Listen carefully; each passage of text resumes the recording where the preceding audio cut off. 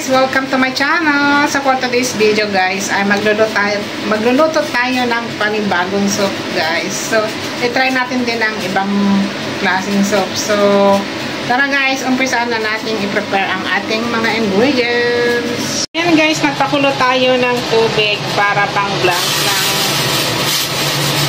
karne. Nahugasan ko na to guys. So, hugasan muna natin bago i-blanch. Bakit nga ba blinablans muna ang karne bago iluto guys? Kasi para matanggal yung extra blood or yung mga ibang dumi dyan. So yun guys.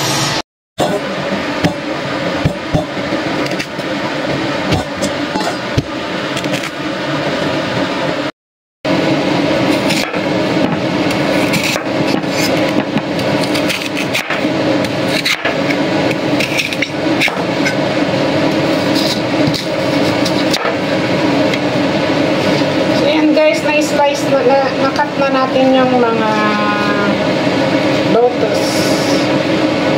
Ayan.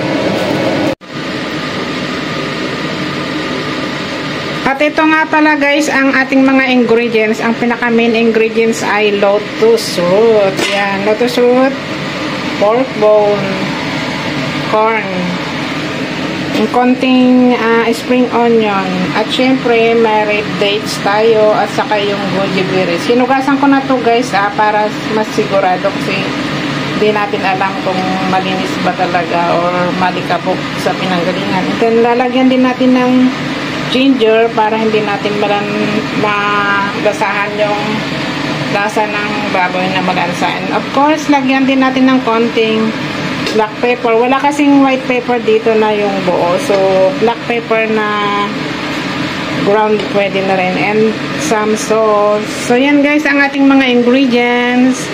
So, start na nating iluto. Guys, kumukulo na yung tubig. So, ilagay na natin yung meat.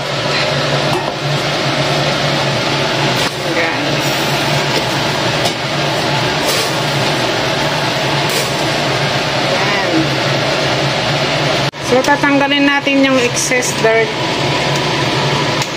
kung mayroon. Ito walang gaano. So, pag ganito guys, pwede na natin ilagay lahat ng mga ingredients. Then, mamaya pag kumulo, tatakpan na natin. Ilagay na natin guys yung mga ingredients like corn, yung lotus root, at syempre yung ginger, yung red dates, and goji berries. Lagay natin lahat. Sama-sama na natin ang pakuluan.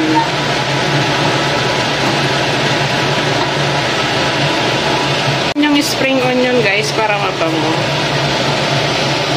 Then lagyan natin konti ng pepper.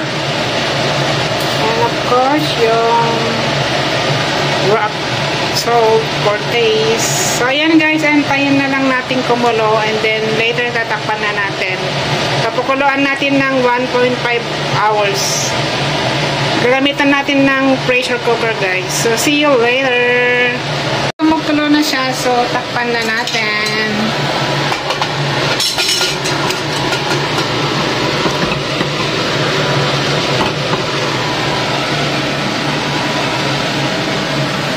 So, yan, antayin nating mag-whistle, and then pahinain natin yung apoy. Then, wait natin ng 1.5 hours. Then, pwede nang kainin or inumin yung sabaw.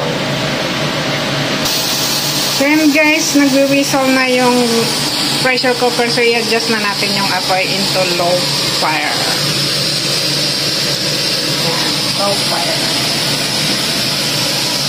See you later.